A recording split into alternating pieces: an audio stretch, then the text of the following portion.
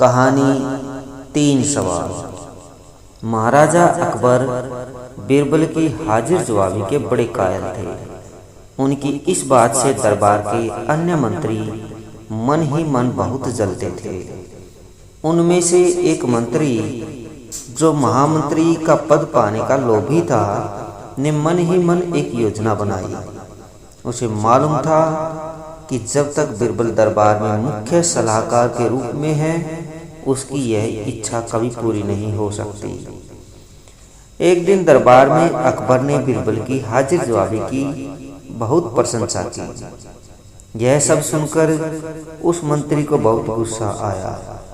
उसने महाराज से कहा, यदि बीरबल मेरे 3 सवालों का उत्तर सही सही दे देता है तो मैं उसकी बुद्धिमत्ता को स्वीकार कर लूँगा, और यदि नहीं तो इससे यह सिद्ध होता है कि वह महाराज का चापलूस है।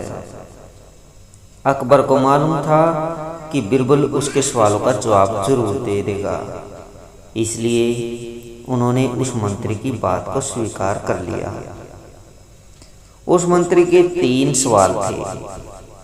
पहला सवाल, आकाश में कितने तारे हैं?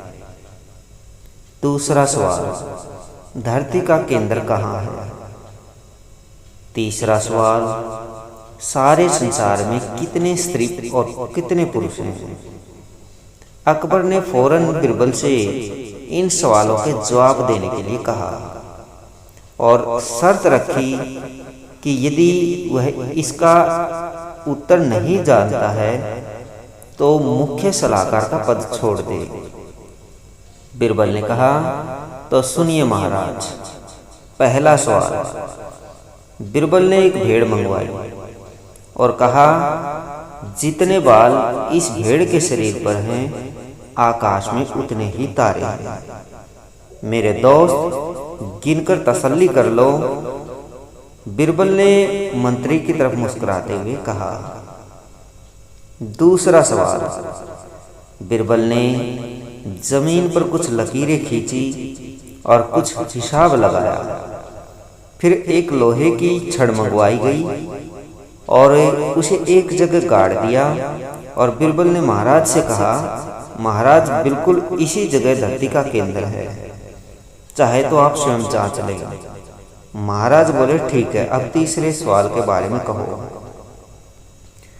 अब महाराज, तीसरे सवाल का जवाब बड़ा मुश्किल है, क्योंकि इस दुनिया में कुछ लोग ऐसे हैं जो ना तो स्त्री की श्रेणी में आते हैं और ना ही पुरुषों की श्रेणी में।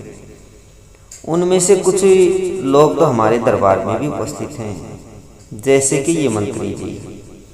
सवाल पूछने वाले मंत्री जी की तरफ इशारा करते हुए बीरबल ने कहा, महाराज, यदि आप इनको मौत के घाट उतरवा दें तो मैं स्त्री पुरुष की सही सही संख्या बता सकता हूँ।